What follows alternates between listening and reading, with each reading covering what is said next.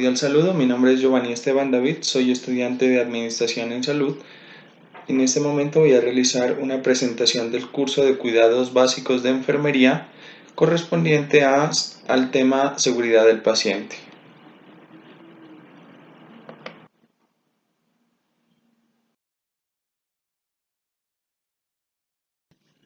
Bueno, ¿qué es la seguridad del paciente? La seguridad del paciente es el conjunto de elementos estructurales, procesos, instrumentos y metodologías basadas en evidencias científicas probadas que propenden por minimizar el riesgo de sufrir un evento adverso en el proceso de atención en salud o mitigar sus consecuencias.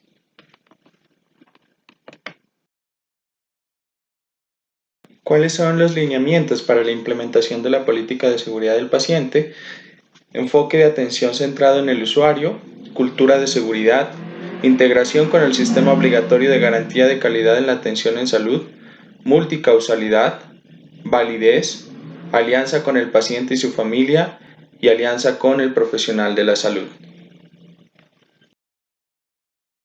Los objetivos de la política de seguridad del paciente. Direccionar las políticas institucionales y el diseño de los procesos de atención en salud hacia la promoción de una atención en salud segura. Disminuir el riesgo en la atención en salud brindada a los pacientes. Difundir en la opinión pública y los medios de comunicación los principios de la política de seguridad del paciente. Articular y coordinar con los principios, los objetivos y las estrategias de la seguridad del paciente a los diferentes organismos de vigilancia y control del sistema. Coordinar los diferentes actores del sistema hacia mejoras en la calidad de la atención, que se evidencien en la obtención de resultados tangibles y que se puedan medir.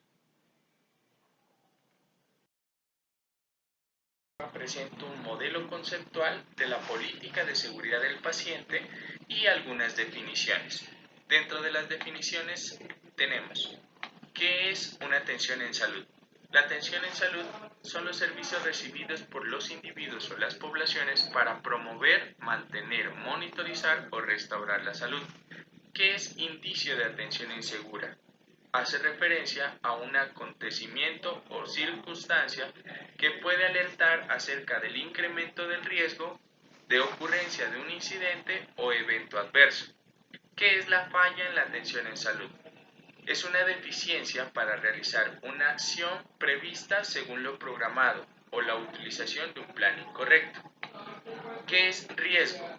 Es la probabilidad que un incidente o un evento adverso ocurra. ¿Qué es evento adverso? Es el resultado de una atención en salud que de manera no intencional produjo daño. ¿Qué es prevenible? Es el resultado no deseado, no intencional, que se habría evitado mediante el cumplimiento de los estándares de cuidado y asistencia. ¿A qué hace referencia con no prevenible? Es el resultado no deseado, no intencional, que se presenta a pesar del cumplimiento de los estándares del cuidado asistencial. ¿A qué hace referencia con un incidente? El incidente es un evento o circunstancia que sucede en la atención clínica de un paciente, que no le genera daño, pero que en su ocurrencia se incorporan fallas en los procesos de atención. ¿Qué es complicación? Es el daño o resultado clínico no esperado, no atribuible a la atención en salud, sino a la enfermedad o a las condiciones propias del paciente. ¿Qué es la violación de la seguridad de la atención en salud? Las violaciones de la seguridad en la atención en salud son intencionales e implican la desviación deliberada de un procedimiento, de un estándar o de una norma de funcionamiento. ¿Qué es la barrera de seguridad? Una acción o circunstancia que reduce la probabilidad de presentación del incidente o evento adverso. ¿Qué es el sistema de gestión del evento adverso? En esta parte se define como el conjunto de herramientas, procedimientos y acciones utilizadas para identificar y analizar la progresión de una falla a la producción de daño al paciente con el propósito de prevenirla o mitigar sus consecuencias. ¿Qué son acciones de reducción del riesgo? Son todas aquellas intervenciones que se hacen en estructuras o en procesos de atención en salud para minimizar la probabilidad de ocurrencia de un incidente o de un evento adverso. Estos fueron mis referentes bibliográficos. Prevención de riesgos de administración de medicamentos, tutora Lady Lizeth Pérez Claros, estudiante Mara Delgado, Universidad Nacional, abierta y a distancia. Administración errónea por denominación y o apariencia común en los medicamentos, no información al paciente en relación con el medicamento prescrito, manejo inadecuado de medicamentos que son de uso frecuente y que pueden tener efectos secundarios severos, no marcaje adicional de los medicamentos de alto riesgo clínico para que sean fácilmente identificados por el personal de enfermería y que se extreme el cuidado en su uso. Pacientes con terapia anticoagulante sin manejo especial y prescripción no indicada del medicamento ordenado para el paciente. Medicamento correcto. Regla fundamental, verificar condiciones físicas y el nombre del medicamento. Paciente correcto. Segunda regla de oro, identificación del paciente tomando en cuenta nombres y apellidos, historia clínica, patología que padece y si el paciente está consciente, verificar y constatar sus nombres verbalmente. Dosis correcta, administrar dosis exacta, comprobar con fórmula médica y si la dosis prescrita es inadecuada, consultar con el médico tratante. Educar e informar al paciente sobre el medicamento. Es un derecho y una obligación informar acerca del medicamento, los beneficios y los efectos que puede producir con el fin de que si ocurre alguna reacción, el paciente pueda informar y el personal de enfermería pueda actuar oportunamente. Obtener una historia farmacológica del paciente. Es de vital importancia conocer acerca del progreso actual en la recuperación del paciente, así como también específicamente el tratamiento farmacológico que está recibiendo para de esta manera tener un amplio conocimiento acerca del mismo, evitando posibles complicaciones. Descartar alergias a medicamentos. Conocer acerca de las posibles alergias que pueda presentar el paciente ayuda a evitar las posibles reacciones. Registro de medicación administrada. Una vez se administra el medicamento se debe registrar en la historia clínica. Recordemos, el profesional de enfermería debe de afrontar cualquier tipo de responsabilidad referente a la administración de medicación que haya sido administrada por su persona si existiese problemas legales. Muchas gracias. Prevención de riesgos de administración de medicamentos, tutora Lady Lizeth Pérez Claros, estudiante Mara Delgado, Universidad Nacional, abierta y a distancia. Los errores de medicación y sus consecuencias negativas son en la actualidad un grave problema en salud pública, con importantes repercusiones no solo desde el punto de vista humano, asistencial y económico, sino también porque generan la desconfianza de los pacientes en el sistema y perjudica a los profesionales e instituciones prestadoras de salud. Son la principal causa de eventos adversos en los hospitales, representando un 19.4% del total de lesiones que producen discapacidad o muerte. Acciones inseguras más frecuentes asociadas con la seguridad en la utilización de medicamentos. Administración errónea por denominación y o apariencia común en los medicamentos. No información al paciente en relación con el medicamento prescrito. Manejo inadecuado de medicamentos que son de uso frecuente y que pueden tener efectos secundarios severos. No marcaje adicional de los medicamentos de alto riesgo clínico para que sean fácilmente identificados por el personal de enfermería y que se extreme el cuidado en su uso. Pacientes con terapia anticoagulante sin manejo especial y prescripción no indicada del medicamento ordenado para el paciente. Los 10 correctos de enfermería para evitar errores de medicación son: medicamento correcto. Regla fundamental, verificar condiciones físicas y el nombre del medicamento. Paciente correcto. Segunda regla de oro, identificación del paciente tomando en cuenta nombres y apellidos, historia clínica, patología que padece y si el paciente está consciente, verificar y constatar sus nombres verbalmente. Dosis correcta, administrar dosis exacta, comprobar con fórmula médica y si la dosis prescrita es inadecuada, consultar con el médico tratante.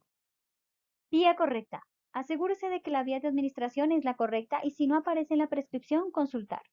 Hora correcta. Se debe aplicar en el horario establecido por el médico tratante para mantener los niveles plasmáticos del medicamento en el organismo.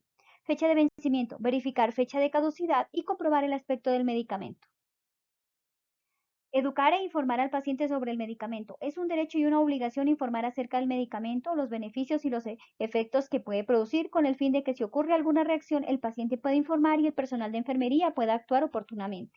Obtener una historia farmacológica del paciente. Es de vital importancia conocer acerca del progreso actual en la recuperación del paciente, así como también específicamente el tratamiento farmacológico que está recibiendo para de esta manera tener un amplio conocimiento acerca del mismo, evitando posibles complicaciones.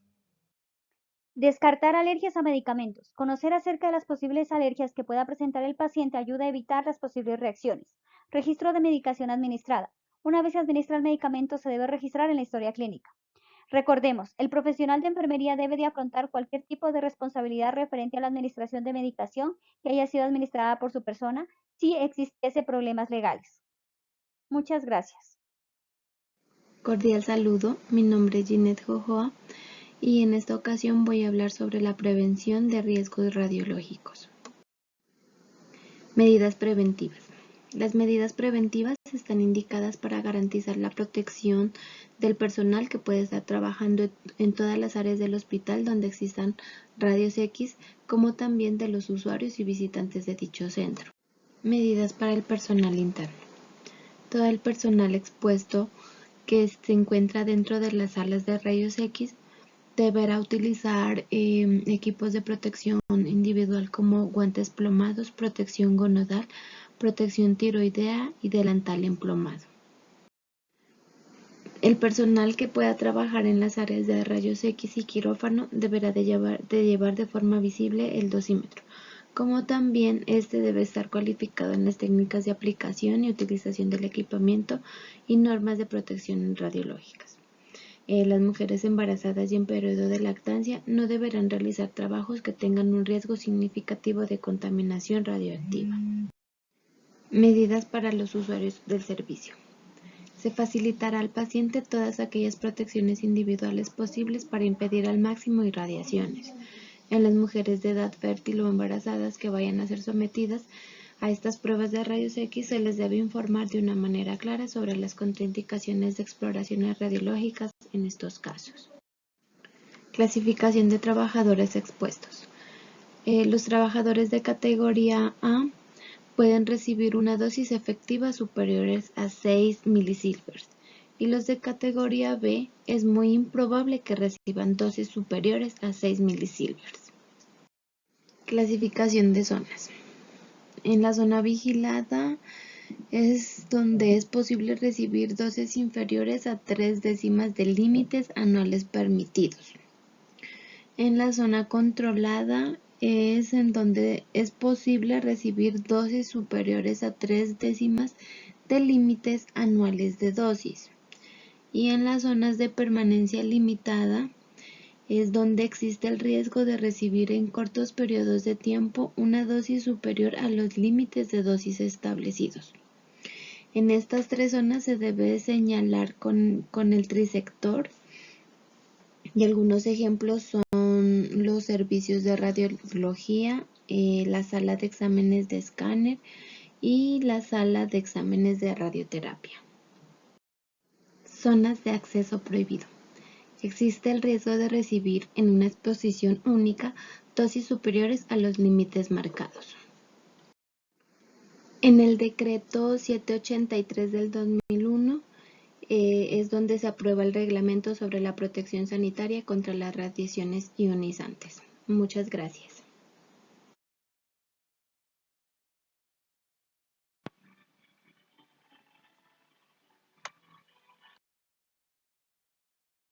Prevención de caídas.